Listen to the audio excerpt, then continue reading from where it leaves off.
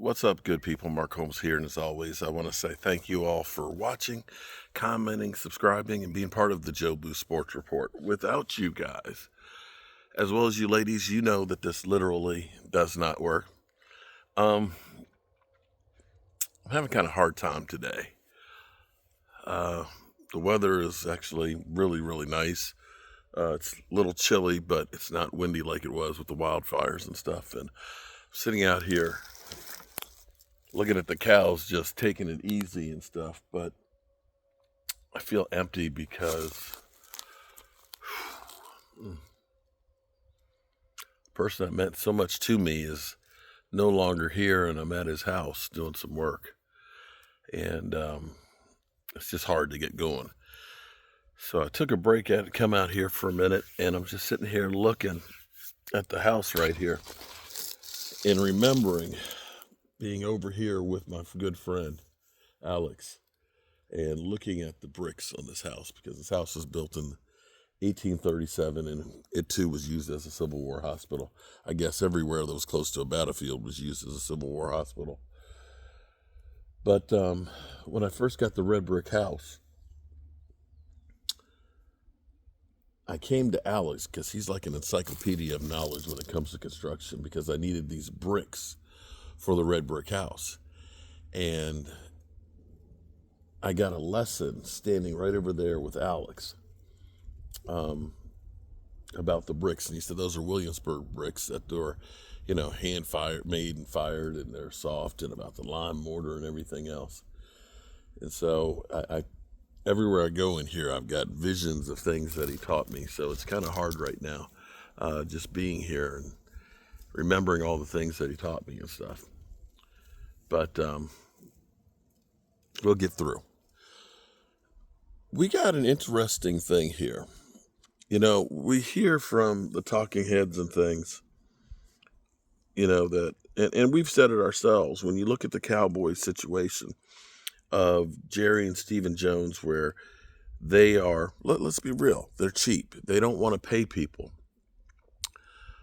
Demario Davis taught me, he said, you have to understand, as a football player, you are an independent contractor.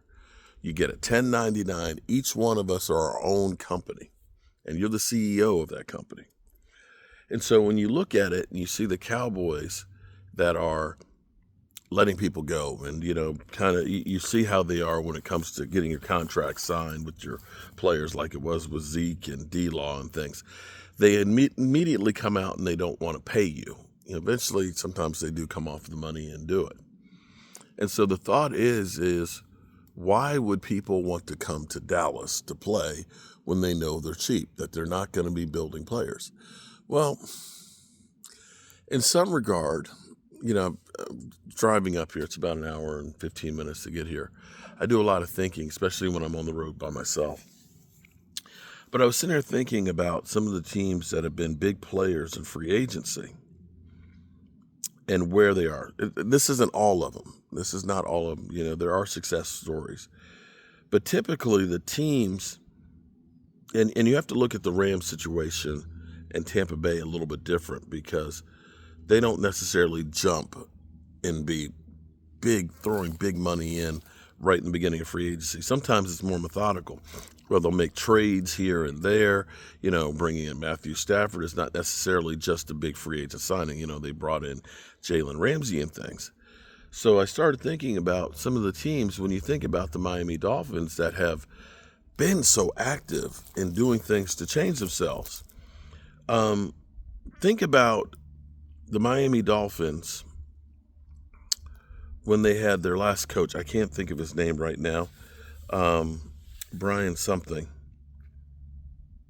They just missed the playoffs his last year there, and they fired him, and they brought in the hot coach, from San Francisco.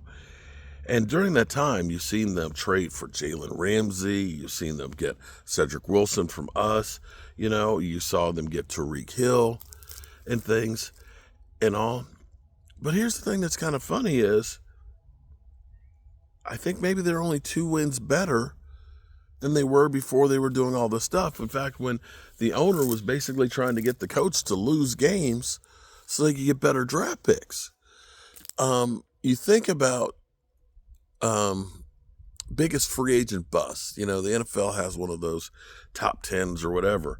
And you go through and you look at some of the big players that have been signed to mega deals that have been bust. And of course, it was always anybody the Washington Redskins at the time signed. And you always see, the Albert Hainsworths, the Adam Archulettas, that we always think perception-wise that these are the big moves that are made that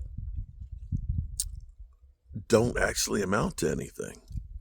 So here's a story from Adam Schefter. And of course, when you listen to Adam Schefter, you have to kind of take it with a grain of salt, throw it over the shoulder, that shoulder over your head and everything else, and look at it side-eyed, because sometimes it's some bullshit.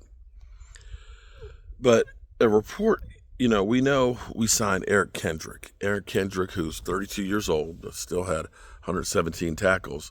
And mind you, I don't think we've had a 100-tackler linebacker since Leighton Vander Esch. I have to check. Since Leighton Vander Esch's rookie year, I think of 140. I can't think of anybody who's had 100 tackles. So Eric Kendrick's having 117 last year and pretty much 100 plus every year is an improvement for us, whether you want to believe it or not. And sometimes with the Cowboys, it's some of these signings like this that people are just kind of like, man, this guy's a bum, like Jaron Kearse, who at the time hadn't had more than 50 tackles in the season, all of a sudden plays great for us. Eric Kendricks had a deal with San Francisco, and apparently the deal with San Francisco was for more money. And he decided, no, I don't want the more money to go to San Francisco. Bang, bang. He said he wanted the opportunity to play for Mike Zimmer. Now, you've heard that Mike Zimmer, that he is a screaming machine and that he is hard on a mother humper. But that says a lot, that at this point in his career, looking at San Francisco, a team that was just in the Super Bowl, a team that's got all kinds of players there that are really good, where he could be a cog in hopefully helping them to get back to the Super Bowl for them. I'm not saying hopefully, but for them, hopefully. I want to see them actually crash and burn. I want them to go on the Philadelphia Eagles plan and stink this year. But for him to say, I'd rather go to Dallas to play for Mike Zimmer, not only to say I want to go to Dallas as opposed to this team that's looked at as a juggernaut, but to do it and take less money, that says a hell of a lot about Mike Zimmer. And maybe there's some hope there as we get through here in free agency that, some of these other players and the influence of Mike Zimmer, maybe that's the drawing point for the Cowboys to help them. Yeah. Maybe that's what it is by all in. Maybe. All right, good people. I got to go in here and finish loading up the debris on the truck, and got to compound fix the ceiling in here. Get the first coat of mud and taping on it. Take care of a crack. So I'll see you guys soon.